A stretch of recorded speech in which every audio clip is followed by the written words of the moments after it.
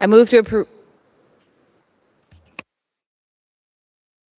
I'll move to approve general checking account vouchers totaling $392,336.92 as presented.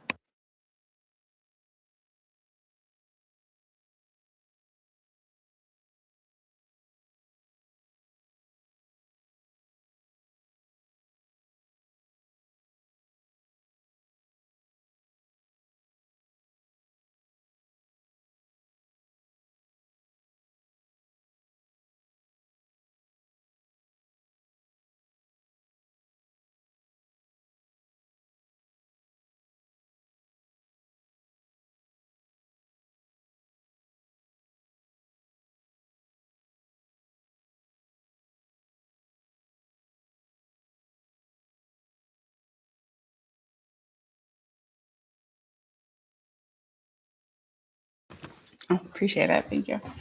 I'd like to address the Red Hawk highlights coming from Superintendent Dobbin.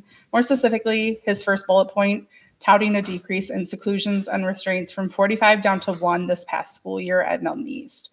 It is my understanding that the administration has made a conscious decision to direct teachers and faculty to refrain from restraining upset or uncontrollable students in the classroom. This may have decreased the number of student incidents this past school year, but my concern incidents, we'll say that, this past school year, but my concern is that it's creating more trauma for the other students who want to feel safe at school. By not secluding or restraining these students, are you putting 20 or more other children in that classroom in situations that they do not want to be in, nor should they have to be put in while they're at school trying to learn? My daughter is one of those students who is deeply affected by this win. Multiple times this past year, she was made to have to leave the classroom due to the escalating behavior of another student. I'd estimate about 20 times over the course of the year. Oftentimes she was targeted physically by this other student. Evacuations of the classroom had to take place, and when there wasn't an evacuation, she had to leave the classroom to keep herself safe.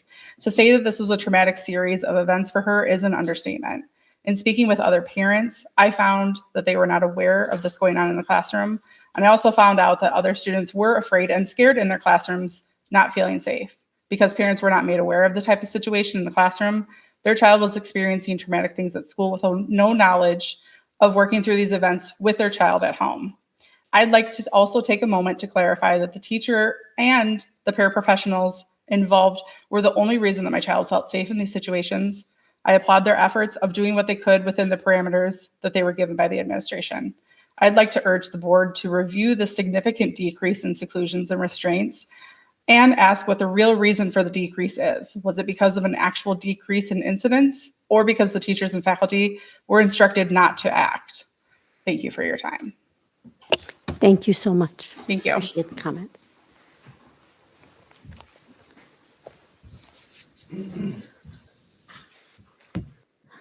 So with that, we will move on to Red Hawk highlights.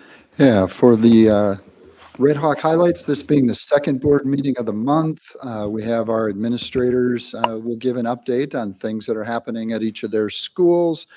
And then following that, I'll give some highlights overall from the district. There is a document that is in board docs that has a list of some highlights overall throughout the year. The principals may speak to some of those things, or they may give some highlights from some things that have happened since the last board meeting. Sounds good. At the 4K3 world, our families were notified of their school placements for those open enrollment families. And our 4K families, incoming 4K, were notified last week of the school that they'll attend for 4K and whether they're AM and PM. So now the principals are working hard to place new students, create class lists for our incoming 4K. So that's some of the June work that happens in our world. Our schools are all very busy with cleaning and maintenance projects. We're excited for West and East are getting air-conditioned spaces in their cafeteria and gyms this summer. So that after being there for summer school at East, where there isn't currently, that'll be a very welcome change. We're excited about those spaces for next year. We're also working on some transition work. I'll be meeting with the incoming principal for Consolidated next week to do some planning. I know Marcia and Ben have been connecting, and so we're excited about onboarding 2 new principals to our team next year. And finally, I just wanted to note that we recently had some iReady meetings with our consultant from the iReady. That's the screener that we have our students take in kindergarten through 8th grade 3 times a year. So we had a data dive, and each principal got to meet with that person and review the growth data for each of our schools. And we have some celebrations that you'll hear about later this summer. So it's a little bit about our world. All right, at Northside, the most exciting recent thing happening, not only benefiting Northside students, but also students who are participating in summer school, is our playground is ready to roll. So if you get some time and would like to come over and use the swings, you may. Okay, you did already? Today, nice, good job.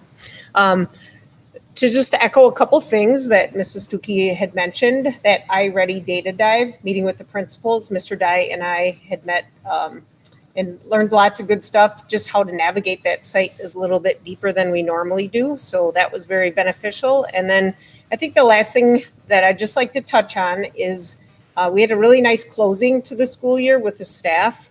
You know, when you're in the work and in the trenches, it's hard work sometimes, where those days and weeks seem to be long and like hard work, right? But be able to reflect on those last couple days together with the staff to see that we stayed the course and we landed in a good spot was rewarding, not just for myself and Mr. Dye, but for our staff. Good evening. Few of my updates are some of our end of the year fun that didn't get mentioned last month due to when we hosted these events. So our Unity team helps host a transition event where we invite our 6th graders, student with disabilities, to our school to have a cookout. And then our 8th grade leaders get to be tour guides and really empower them to show off our school. So that's a collaborative event that Unity team helps us with. Our 8th graders end the year with a picnic at Central Park, and then a kickball tournament at Schilberg Park, and then a slideshow is put together. At that picnic, our students are almost all wearing their Class of t-shirt that our parent group sponsors that started a few years ago, and that tradition has continued. We are working on all kids being involved in at least one thing. So this was our first year of collecting that data specifically. So we ended the year with 72% of our students involved in at least one sport or club. So certainly some room for growth, but that's one of the things that will be on our mind. And I just want to give a shout out and thank you to Mr. Yacher for his 6 years at the middle school. And we are very happy for his new role. And pending your approval tonight, our new associate principal, Mrs. Vierick. Thank you. All right. So the high school. So since my last update, the real big event, obviously, and you were all there, was at graduation. So we successfully graduated the class of 2026. Went off very well. Very happy the way that ceremony went. Some other events going on this summer. Obviously, summer school is in full session. To yesterday, our students from that went to Spain returned. Everyone that left came back, which is great, including all 5 chaperones. But talking with Audra Reynolds, they had an outstanding time there. Some great experiences. I'm looking forward to hearing more of their stories. Update at the high school. I got a sneak peek into the new healthcare sciences, and Tracy, the big beam, is in the building. And I missed it coming in though, but as the construction is actually on pace and it's going well. And so I'm really excited about what that's going to bring. And then tonight, the band has started its marching band practice already for the show this fall. In fact, we have dedicated band parents, right? We have parents that get their kids to band practice every single night, but we have a new award for the longest traveled for a band practice tonight. That is our new principal, Mr. Nerby, who is here, who's incoming freshman that came from Surgeon Bay this morning to come down for band practice. So who will be in the band this next year. But I'd like to introduce Mr. Keith Nerby, who will be the new high school principal, who's joining us tonight as well. Thank you. And Jeremy, before you walk away, I think it's important to note that this is your last board meeting as the principal, and we would like to thank you for your years of service. Thank you very much. And all of the time you've committed to our high school has made a real difference for our students and community. So thank you for that. Thank you, Dr. And welcome, Mr. Newby. Can I ask a question about that real quick? Are we seeing any open enrollment increases from the unfortunate impact in Janesville of the elementary school? I don't know off the top of my head, and oftentimes if we get open enroll-in students, they don't necessarily need to state their reason for joining us. In July, you'll get an update on enrollment and open enrollment numbers that'll be coming, so we'll be able to, at that time, make that comparison. And then the other part of the Red Hawk highlights that I wanted to highlight before we turn things over to Principal Stuckey for summer school highlights are in that document. We listed some great things happening across all of our different schools and departments throughout the year. We're really proud of having another great school year in 25-26, a lot of wonderful things happening across all of our schools. At the bottom of that, I highlighted just that our enrollment has stayed stable over time, and most school districts around the state are seeing pretty steady decline in enrollment. You can see our current 4K through 12 enrollment, but that will change with some ins and outs over the summer. At the data workshop this summer, you'll get more information on the staff and parent satisfaction surveys, but those both results continue to shine very strongly.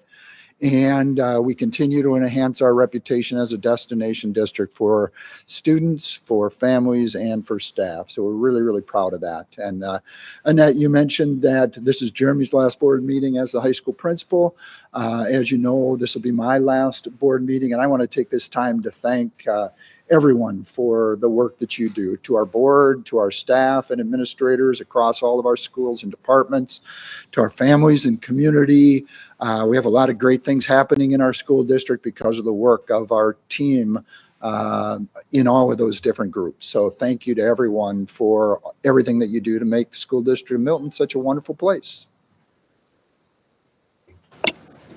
Thank you.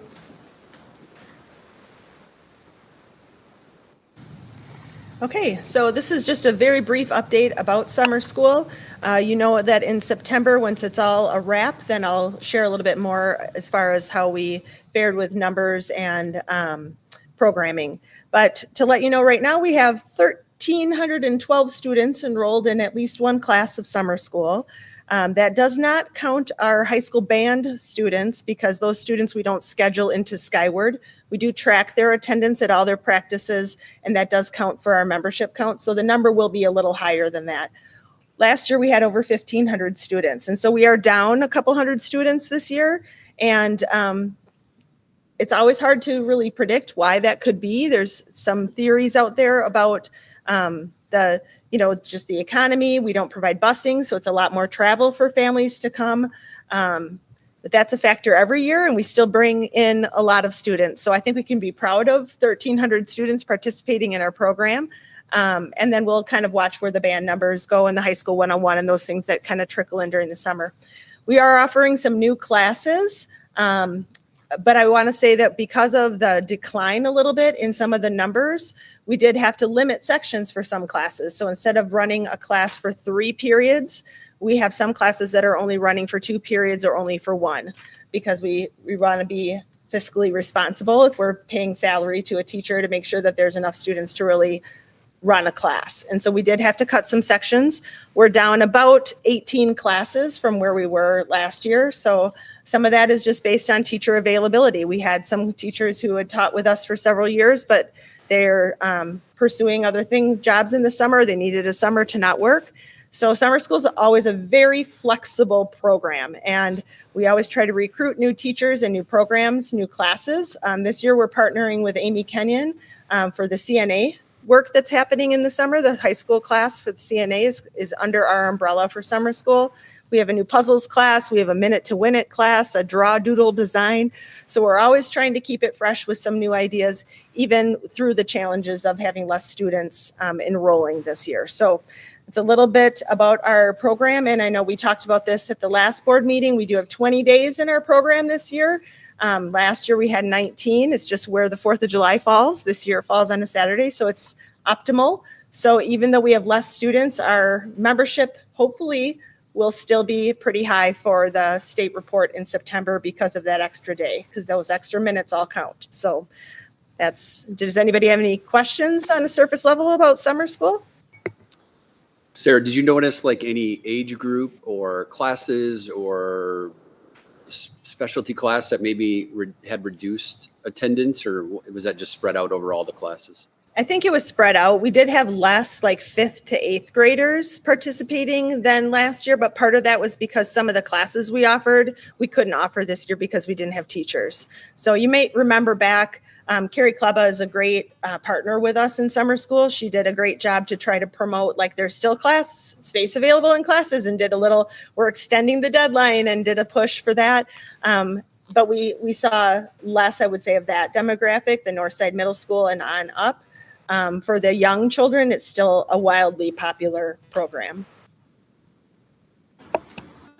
I would just like to say thank you for the work that you all put into summer school.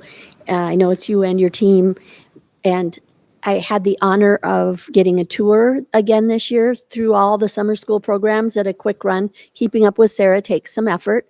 And if you ever have a chance to do that, seeing the kids having so much fun it's just worth it, because I'm old enough to remember that nobody ever liked summer school when I was a kid, because it wasn't fun. It was recovery, or in my case at my high school it was AP, so you could get to college. So it's just so joyful to get to see the kids and do that. Thank you. Yeah, I'd open that up if anybody ever wanted to take an hour and walk through the schools. Just let me know. I will close with one testimony that a parent shared with me. I shared this with Annette when we were touring the schools. I had a parent say to me that her kids, I asked, as a parent whose kids go to Harmony, and so I asked how the kids were doing, if they were enjoying their classes in summer school, and she said yes, and she named that her Northside student, actually her closest friends are children that she met in summer school. Not the kids she necessarily grew up with in the neighborhood, and we talked about why that could be. Kids they're drawn to classes of their passions and their interests. And so then they are bonding with kids with similar interests. And it's one of those, when we talk about achievement, opportunity, and community, we really get the opportunity and community through summer school. The kids meet each other, all the kids from the other schools. And sometimes that bond really lasts. So it's pretty cool when that mom shared that. I was pretty proud to hear that. So, all right. Thank you. Next, we'll move on to 2 items for the board. The first one is a board self-evaluation. If you remember, we did this last year, and it gave us a baseline of data. So this year, I will be sharing out a link for that once again. And I have the link, and so you'll get it hopefully tomorrow. And I would appreciate it. You don't have to do it, but if you would do it, I think it starts to give us some information about what kind of things we can work on or should be working on. And last year, after that evaluation and after the data retreat or the data meeting last year, we set some goals. And the 2 goals that we set, that we prioritized for this year, were communication and engagement with our community and schools, and then also onboarding. And I had not looked at them for a while, and when I looked, I just smiled. As Jeremy said, we seem to have succeeded with onboarding, so we accomplished that one. And I know that as I have been out and about in the district, I've heard from multiple people how much they're thankful and have appreciated seeing the board members out and about and at events and in the buildings. So thank you to everyone who's been working on those. Next, we'll move on to Finance Committee. Tracy. Joe's going to take it. Thank you, Joe. And it's rather brief. Finance Committee meeting, I believe, last week. Tracy was out of town, so Ed and I and Annette sat in and visited with Ross and Rich and got a little bit of an update. It was primarily around the preliminary budget issue. And as we all know, there's lots of assumptions to make the budget work, and we know more or less about some of those than other things and gain a firmer idea. So I'll let Ross kind of highlight where we are on the path for our budget process. Thanks, Joe. Tonight is a continuation of our discussions we've been having in the last couple of months. But yes, Finance Committee met last week to talk about what the budget is starting to look like as we get closer and closer to our annual meeting. Chelsea, if you could put the slides up there real quick for me. I want to walk through some of the key assumptions going into budget development, and many of these you've heard me say a few times. They won't be too much of a surprise. But we know that in the 25-27 budget, the current change to the revenue limit of $325 per pupil is still in play, and that remains to be our primary revenue change from one year to the next. Rich just mentioned about our enrollment throughout the district, which is our head count. In the revenue limit formula, I have to use membership, which is our resident student count, before open enrollment is factored in. And our third Friday membership is scheduled to remain relatively flat. The difference for my calculations is I'm forced to use a 3-year average, and we'll go through that here in a couple more slides. We are seeing our declining enrollment exemption under the last several years continue to shrink, which is a good thing. That does signal stabilization in our membership for revenue limit purposes going forward. The other big change, and this is becoming a pretty significant change from year to year, is open enrollment itself. A couple years back, we saw a $2,000 to $3,000 increase in the multiplier for open enrollment. And this coming year, the primary open enrollment change is going to be $928 per pupil for Reg Ed. For reference, that's about a 10% change in the multiplier. So the numbers that get used on the revenue and expenditure side of the budget continue to snowball, for lack of a better term. And I want to highlight that later on when we get to that point too. For special education and voucher payments, those multipliers are also increasing about $428. For the most part, though, we're still seeing a rather positive open enrollment trend for the school district of Milton, which means that multiplier continues to impact us, but in a positive way, whereas districts in the opposite direction are seeing a much greater draw on their resources from students leaving their district to another public school district.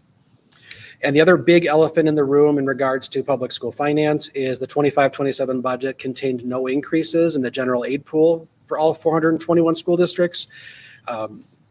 The lack of a movement of any surplus package that we saw last month did not really move the needle any more than that. There is a possibility into the summer months, either on or around our annual meeting, that there might be some additional deliberations. But at this point, our assumptions remain with what was in the state budget because we have nothing else to go on. You've seen this graph many times, and I'm going to give Rich one more opportunity to do his little alligator motion before he rides off into the sunset. But this represents the big change in inflationary changes in public school finance since the 2009-2010 school year.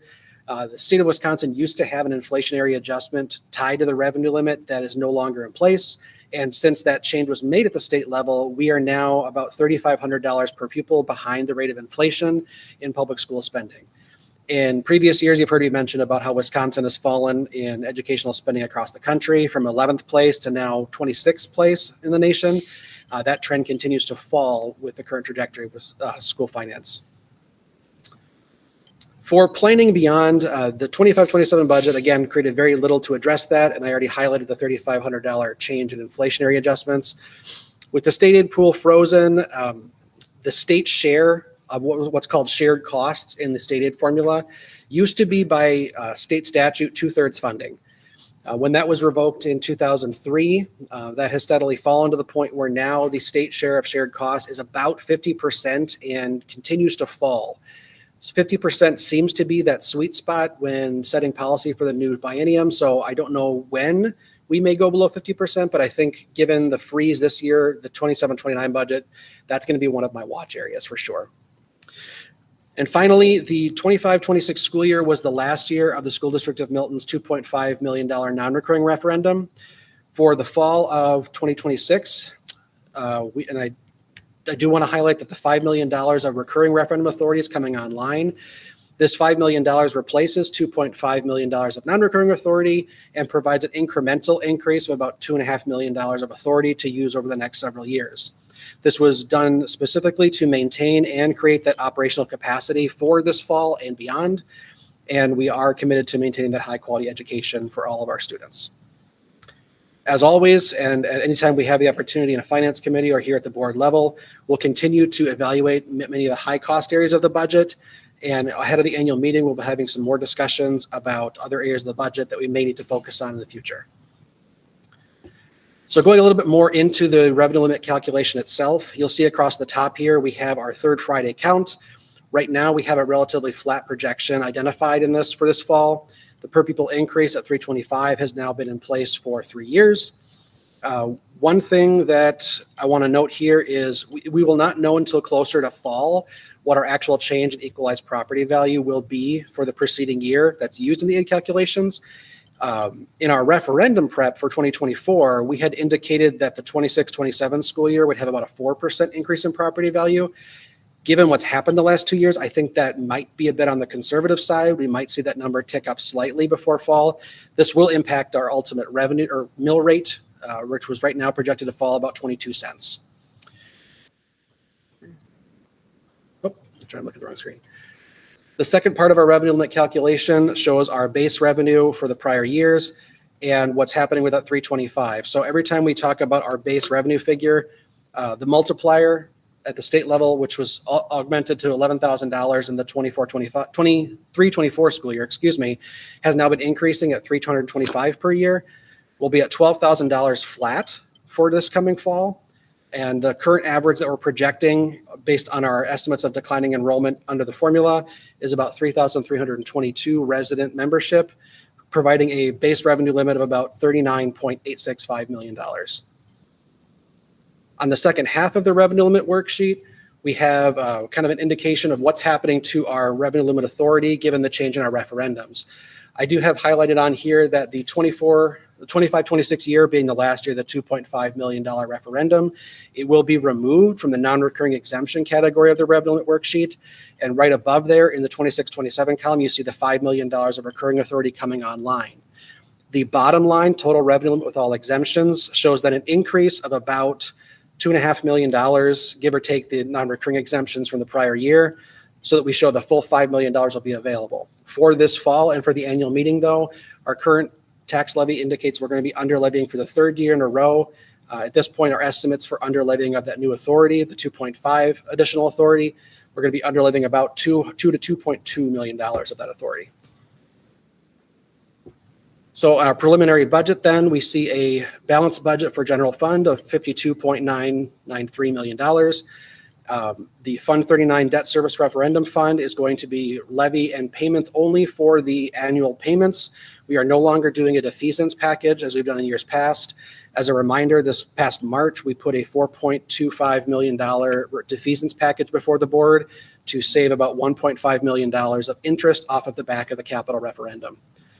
And finally, the fund, that's fine. For a summary, the total general fund is set to increase about 4.69%. You heard me mention at the beginning for open enrollment, the multiplier increased to about 10%. So of that 4.69% increase, about 1.2% of that is only due to open enrollment. So as these multipliers continue to snowball, it's creating these really large swings in fund authority from one year to the next. So our actual growth in the general fund is about 3.49%.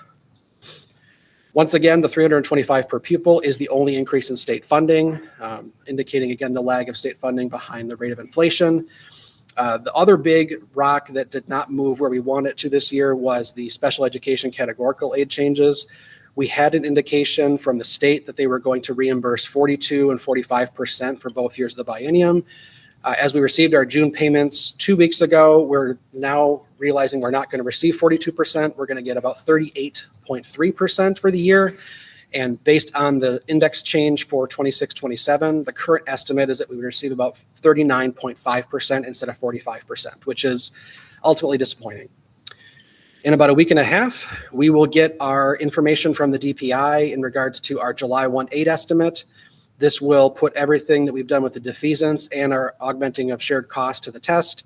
We should see an increase in state aid despite no increase in the state pool because that defeasance increases our shared costs the year we do it. And we're currently projecting a relatively flat tax levy for this fall. An increase of about 0.37% is where I have things right now. We will get that as close as we can for the annual meeting once we have that July 1 estimate in place. We'll continue to evaluate any changes between now and fall, including any changes to the aid certification on October 15th and any other changes to state and federal awards. Tonight, then, we're looking for approval of the preliminary budget. I have additional memo in board docs tonight that summarizes the points I just went to through in a one-pager, as well as a summary of the funds and the information by revenue and, by sources and two-digit function per the DPI publication format. Any questions? Thank you for that. Yes. Could you go back to the slides for a second, Chelsea? For those that may be watching at a later point, can you go to slide 8? Back one.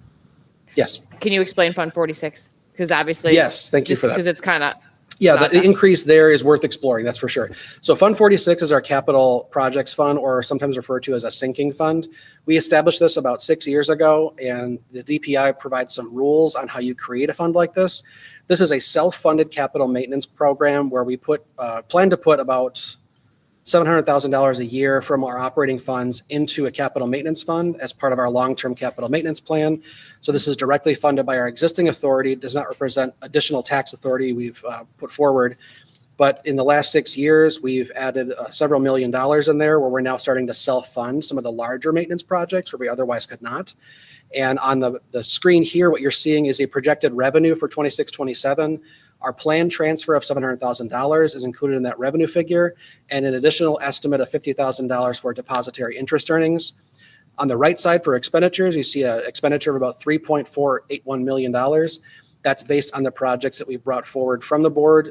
So for this fall, that would include a roofing project at the high school, the healthcare sciences renovations at the high school, and the maintenance facility in Central Park. Thank you for that clarity. I appreciate that. I'll move to approve the 26-27 preliminary budget as presented. So I have a motion from Tracy, a second from Rick. Any questions or comments? All those in favor, please say aye. Aye. Opposed, same sign. Motion carries. Thank you. Thank you, Ross. Next, we'll move on to the Governance Committee report. Ed.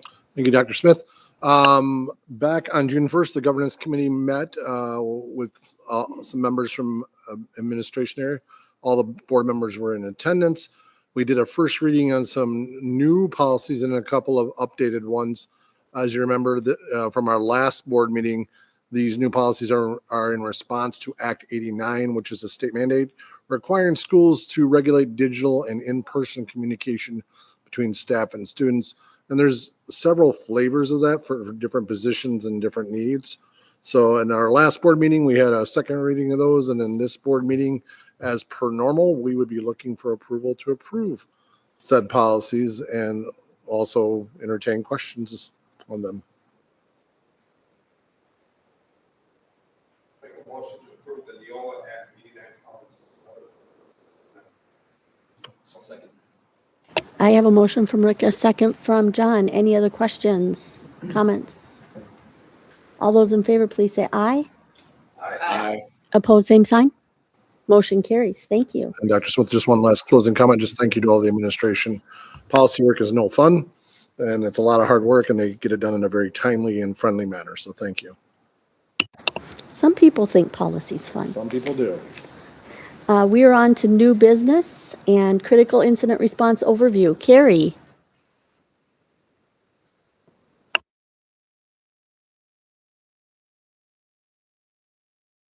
Hi, here before you today wearing my safety coordinator hat and providing an overview of the 25-26 safety coordinator, or the Safe Schools Committee and what we've done so far this year.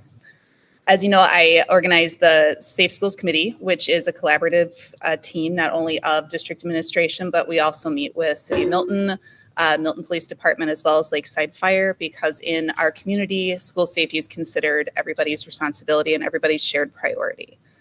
The main goal of the Safe Schools Committee is to actually inform our CCMP, our Crisis and Communications Management Plan.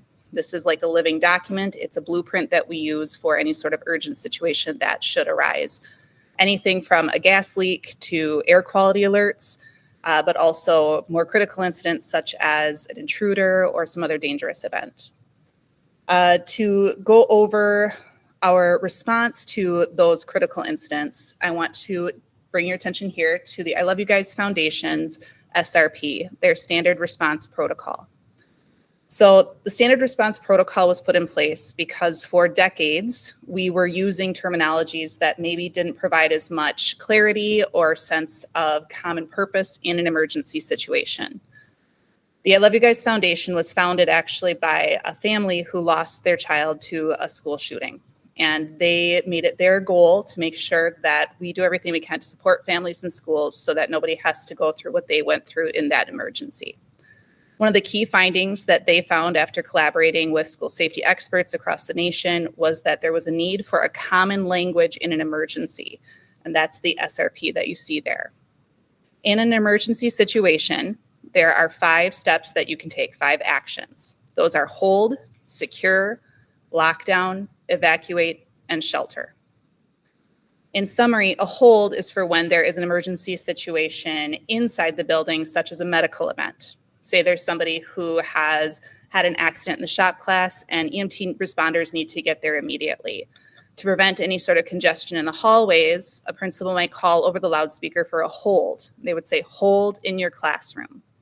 This way, class can continue, students don't need to go into the hallway, and emergency responders can get to that emergency immediately without any obstruction from the students. Once that's taken care of, an administrator would come over the PA and announce the hold is released, go back to normal.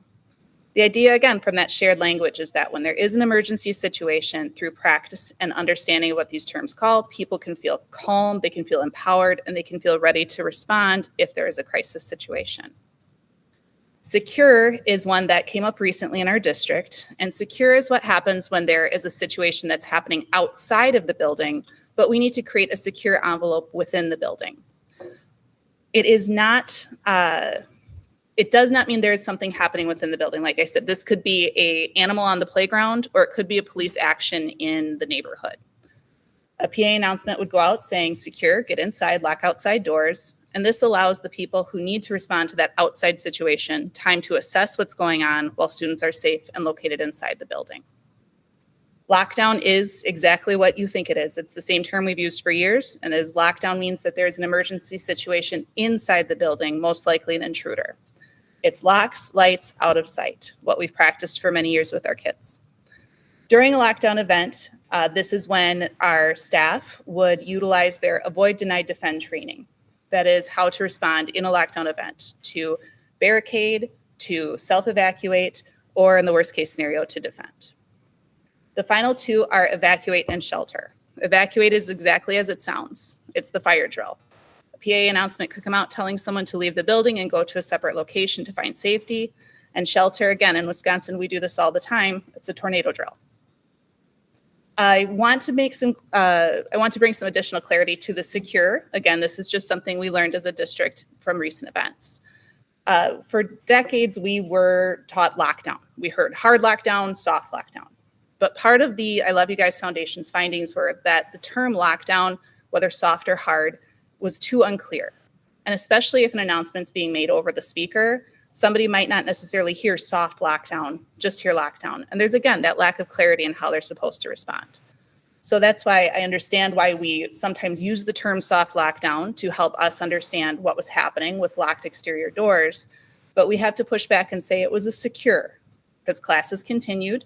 Kids were able to move from class to class. We just had a secure envelope where there was no entrance or exits while we were assessing the situation. On top of the SRP, we also adopted the I Love You Guys Foundation standard reunification method. The reunification method is for if there was a need to evacuate the school, how we would in an organized fashion keep accountability for the students that were under our care and get them back with their families. The school district in Milton is a member of the newly formed Rock County Reunification Task Force, which is a group of other districts, both private and public, that do training, have regular meetings, because we want to make sure that if one of our neighbors were to have one of the worst days possible, we'd be able to step in and support them on that day. Safety training is something that happens all year. The Safe Schools Committee meets regularly throughout the year. And most recently, we actually welcomed Kevin Wernett, the director of the Rock County Emergency Management Team. He came and led us through a tabletop exercise on reunification, supporting our staff for if we ever need to be called forward for the community task force, and helping us feel ready again, should that need happen where we have to reunify families. We are identifying where our strengths in our plan are and opportunities where we can improve. So I would love to answer any questions as they come up, or if you have any about our processes. Maybe before board asks questions, I want to highlight a couple things. First, I want to thank Carrie. She does an outstanding job of throughout the year with her safety coordinator hat, but especially here in coordinating the tabletop exercise and working together with the Rock County group and with everyone that's involved in making sure that our schools are safe. So thank you, Carrie, for doing that. I want to highlight that she included in board docs a couple videos that I encourage if board members or community members or staff haven't had a chance to watch those. I would encourage folks to take a few minutes to watch those when you have a chance. And then the last thing that I want to highlight is in a situation this spring, there were board members that were contacted about a situation by members of the community prior to me reaching out and letting board members know that we had a situation going on. And I want to share two things on that. I want to let board members know that there may be times where that does happen. So we need to be alert that if a school goes into a lockdown, parents oftentimes will hear about that from a student emailing or texting their parent before I even get notice or the district office gets notice. We encourage our schools, if there's a need to go into a hold or secure or lockdown, they don't contact district office and get my permission first. They go ahead and do that. But I also want to share that we've built into our communication plan that as soon as I get word that there's a situation happening at one of our schools, even if I don't have a lot of the information yet, I'll have Chelsea fire off an email to the board so that if community members or family are reaching out to the board knows, well, we're alert to it, we're working on it, and we'll get you more information as we're able to do that. I got a question, Carrie.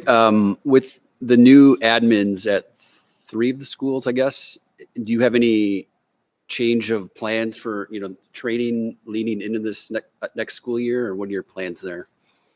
No change in training. They just get to come in for extra special safety training ahead of starting.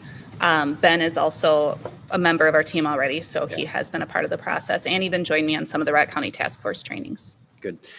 And not a question, but a comment. As a parent with 3 kids in the district, I want to thank you for your heart and your efforts in all this that you do. So I feel pretty confident in what you've done. So thank you. Thank you. Yeah, and I would echo that. I live in this arena, not necessarily this exact tabletops and that sort of thing.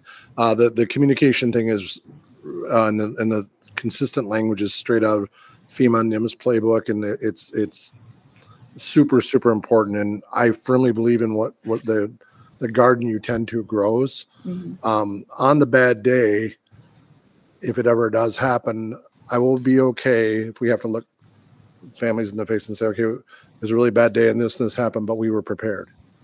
I will not be okay if we look families in the face and say this really bad thing happened and we weren't prepared. There's no excuse for not being prepared. And it's the kind of thing that can fall through the cracks because it's tedious and there's plenty of other things happening in the world. So I just really, really appreciate that you put time and effort into it in such a great way. I feel very confident that we'll be in a good place. So thank you so much for the work. Thank you. I hope I don't feel comfortable accepting those things without acknowledging our Safe Schools team. I 100% agree with that, but it's coming to you first. Thank you. I'd like to echo the thanks to you and to the team. And the one thing that I note is you take the emotion out because you have to. Yeah. And that is so important to know that that structure is there to take the emotion out, because if not, it would be all emotion and not structure. So I thank you and the team. The newly formed, is that since last year? I would say within the past year. I'm still calling it new because it's still growing and it's still solidifying. Yeah, that's great. And I have one last question, and I think I referenced back to Rich's comment about the secure. Do the students know on the secure at a high school level? So the protocol is that when a secure is called for, there's an announcement on the loudspeaker where it says locks, lights, out of sight. It's secure, get inside, lock outside doors. So that announcement should go over the PA. Okay. Because I think at the high school level, obviously where Rich's comments where the public gets made win because the high school students have in the hallways or however they hear it. So I appreciate that clarity, because then that helps if parents do reach out before the admin can get something out. once it was notified it was a secure, it's a lot easier because it's just stay inside. The students are safe. So that was very clear to me as a board member and as a parent when that was notified. So We had a lot of debriefing after that incident, and I feel very good about the communication that we were able to put out, keeping people in the loop. I definitely hear what you're saying, though, like where sometimes the scanner page can pick something up, and perhaps they might refer to it as a lockdown when it's actually secure, which is one of the reasons we want to continue having these discussions, putting it out in front of the community so that they understand exactly the language we're using, and we can all be on the same page when an urgent situation does present itself. Yeah. Just a follow-up question on that. Have we thought about doing a community event? I know they're never greatly attended, but something where you might share this with the public and parents? Well, this is shared annually with our families through the Red Hawk Review. We shared at the beginning of the year. It's available on our website. We also do regular trainings with our students during the course of the year. There's always opportunities to keep messaging this out. And of course, we welcome anybody who has any questions to reach out to their building principal or contact myself or the superintendent. Perfect. Thank you. Carrie, I would just ask, the two new documents that you have here, the in an emergency that explains each type of incident response and the Safe Schools in Milton, if we as board members could get a print copy. Last year, you gave us a folder with everything in it, which is the first place I went when we had an incident. So if we could get copies of that to update our folders. Absolutely. We can get that for you. Thank you so much. No problem. Perfect. Thank you. Any other questions or comments? All right, we are on to Milton High School varsity football coach position. Mr. Bellhorn. All right, so in the staffing report tonight, you will see that we do have Jeff Spivak, our activities athletic director, who is going to be the interim head football coach. I put together a memo because it's not normal to have one of our administrators take on a coaching role. And I wanted to give a little bit of background in that. And I won't repeat everything that's in that memo, but just in brief, having had a very late resignation of our head football coach, and while we had it posted and evaluating where we were at that point in time here, it's deemed best by Jeff Spivak that we have an interim position. When it started to evaluate interim coaches, and the variety of things that is going to be involved with that, it was decided by Jeff and myself that Jeff would be the best person for that at this time. It's not ideal to have your activities director, athletic director as a head coach. It's not unheard of, though. And as I shared, I think with a couple of you who reached out, that this does happen. We do have to have the supports for Jeff in order both on the football team and then during the week as he supports the other activities. In fact, also I connected with Keith as well. Actually, he had this happen up in Sturgeon Bay a year ago, where he went through that and actually had some input on that as well. So I wanted to see if there are any questions. I mean, that is for approval in the staffing report tonight, but we had a separate memo just to kind of explain the situation. We are confident that we do have those supports for Jeff, both in carrying out as he's able to carry out his duties as AD, and that also provide the leadership in the football program. Does Jeff have his full team of coaches, all the assistants at every level, or is he still short some? I know he is. I believe he has most of them, if not all of them. So, and part of it was wanting to keep a good group of coaches together already. None who were wanting to be the interim position. And so, but keeping them together. And the intent is that we would be posting this position at the conclusion of this season and have a much longer runway to search for the permanent head coach. Here's a pretty important question. Is Jeff's wife on board with this? I know she is. So. You have to ask Carrie, but I believe that is correct. Yes. Carrie did give her blessing. I was just going to say, I appreciate the time, energy, and effort, the memo to write. That was helpful as a board member and as a senior mom. Obviously, we want to make sure that all of our sports are supported by our activities and athletic director, but also from a football athlete position. This is their senior year. So to them, it's very important. So we want to make sure that they're getting the attention that they have expected in the past that the other seniors have gotten as well. So I appreciate the memo and the commitment to ensuring that all of our athletes are given that support that they have worked so hard for. Yeah, and one of the things that Jeff is, to that point, Tracy, Jeff is working with the assistants too, that some of them are going to be taking on some additional roles.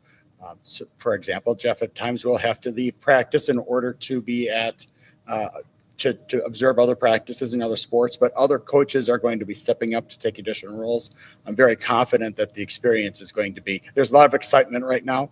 For those that don't know, Jeff comes with a lot of experience coaching. I mean, he is, at one point in 2017, he was selected to coach the All-Star game in the state of Wisconsin. So he comes with a lot of experience and also coaching of coaches, which I think is one of the best parts of this. And one of the things that the best thing we can do for our athletes on any program, but in football, is to actually be coaching the coaches to help experience. The more coaches that are touching and working with our kids, the better that experience is.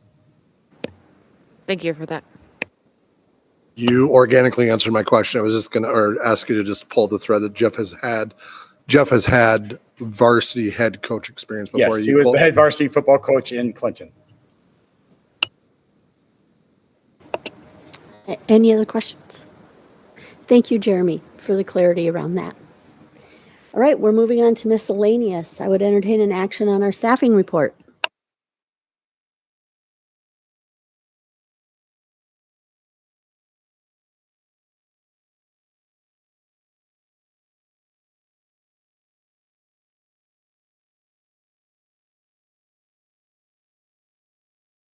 So we have a motion from Rick and a second from John. Tracy's abstaining. All those in favor say aye. Aye. Opposed, same sign. Motion carries.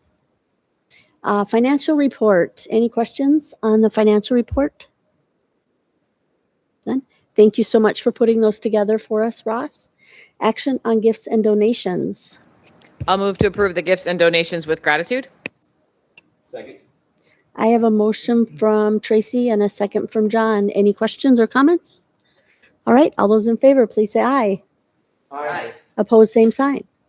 Meeting dates.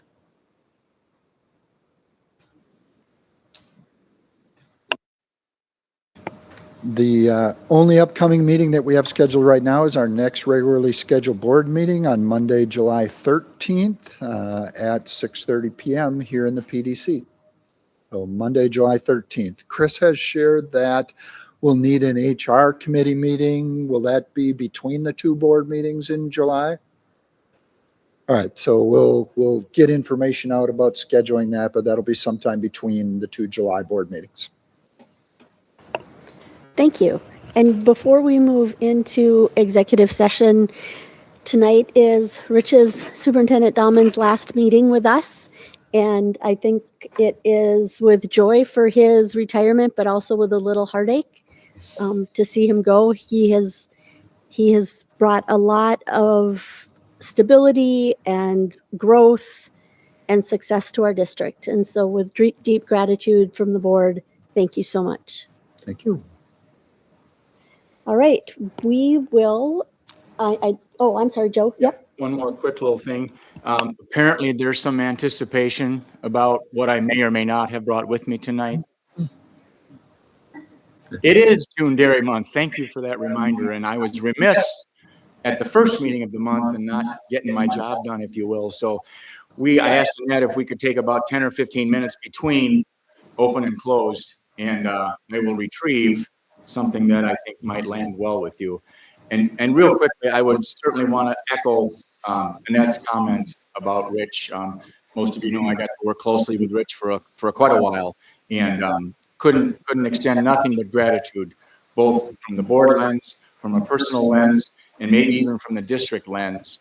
And if you'd indulge the metaphor, they say often that it's not the miles you've traveled, but the roads you've been on.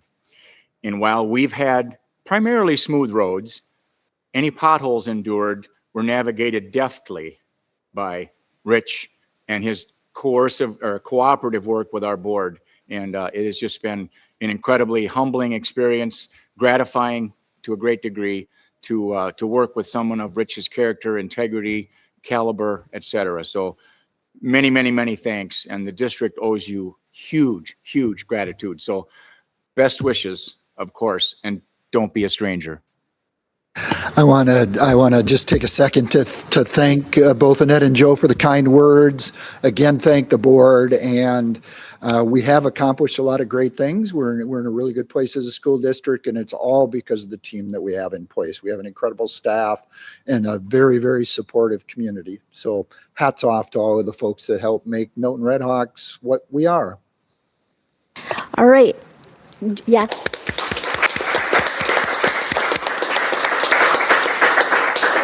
And we will not be coming back with any motions or anything after our executive session.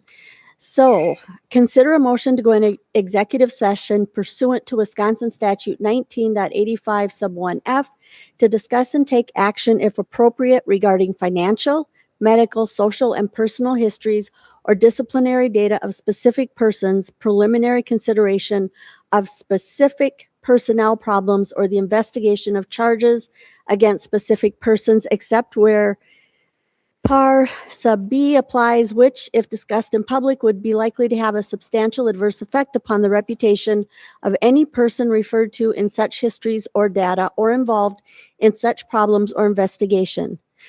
Tonight, it's public concerns regarding professional staff members candidates. So a motion from Joe and a second from Rick. Does that go all right? Joe, Rick, roll call vote. Joe? Yes. Tracy? Yes. Ed? Yes. Annette is a yes. John? Yes. Rick? We are in executive session at 7:40. So for those of you who wish to stay and celebrate Dairy Month, please do so.